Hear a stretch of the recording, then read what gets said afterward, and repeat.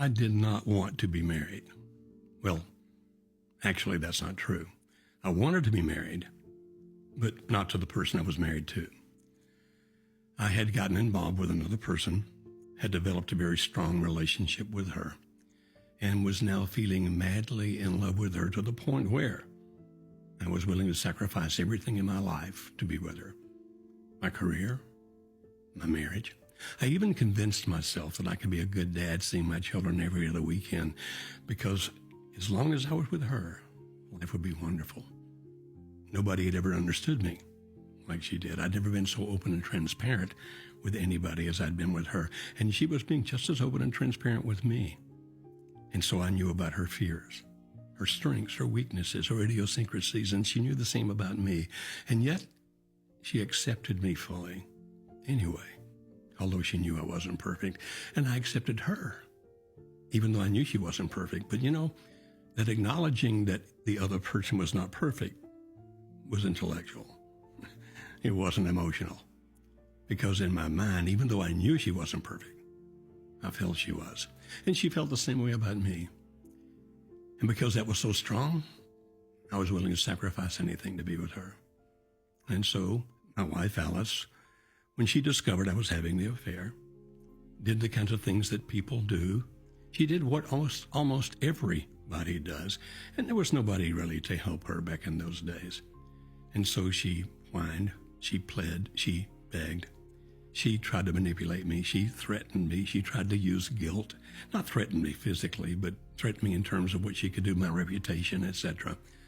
And all those things, rather than making me come to the realization that what I was doing was wrong and damaging and hurtful, just pushed me more toward the other woman because they were evoking negative emotions in me that I didn't want to feel. Oh, it's not that Alice was wrong. I just didn't want to admit those things about myself. I wanted to believe that I was in the right and I deserved to be happy, and I'd been living my life for everybody else but me until now. And I'm not going to be that guy anymore, just living for him, her, them, doing everything everybody wants me to be. What I'm going to do now is I'm going to be happy, and so is my love. And so I divorced Alice. You say, well, did it turn out to be happy ever after? Only in fairy tales. You see, we now deal with people in those situations every day. I was gone for 3 years. I thought that I would marry the other woman after the divorce. We would be happy ever after, all those kinds of things, like everybody thinks. But that kind of intense emotion we were feeling, I didn't know anything about it then, but I've studied quite a bit about it and really understand it very deeply now. It's something that is built by nature to be short-lived. It just doesn't last very long because it's so extremely intense. It stops productivity. It stops rational thinking. It's almost like an addiction in the sense that you feel you just can't stop. And it feels so good when you're doing it, not just physically, but emotionally. Like nobody's ever felt this way before. I can't even describe it to anybody. But as we know now, and I learned back then from experience, as have thousands and thousands and thousands of other people, that intense love fades. It eventually goes away. By nature, it has to. You couldn't continue to exist if you were on that level of ecstasy all the time. It has to go away. And if it's not replaced by something that's deeper, stronger, more fulfilling, then that relationship actually winds up ending, and the person that you were so madly in love with can wind up being your enemy. Or at least they might wind up seeing you as an enemy. You don't think I'm right? Look around. See how many people have gone through this and never wound up marrying the person they were leaving their spouse for. And those few that did, look how many of them wound up divorced from that person. Can it ever work? Anything's possible. And yes, I know a couple of times of people where it has worked, but that's not the norm. Now you might be thinking, so why are you telling me this? I don't want you to go where I've been. The pain. Oh yeah, the love, the emotions were so intense, so powerful that I thought nothing would ever match them. But if you look at it in just the opposite way, they were more than matched by the pain. Not only for my wife and my children, but for her. Well, she was single, so at least she didn't have a husband or kids, but for her parents, for her friends, and for my friends, and for the people that cared about us. I mean, so many people. And after a while, when I began to realize it's not all about me. Oh, I want to be happy, there's no doubt about it, but at the cost of hurting other people, people that I genuinely care about, people that I actually have responsibilities to. Shouldn't that have some place? And so the pain I felt, the degradation I went through, the valley in which I lived, and it was a bad one for a while, for about 3 years after the other woman finally left me, because she said, "You're not the person I fell in love with." I thought she was lying, but I was not the person she'd fallen in love with.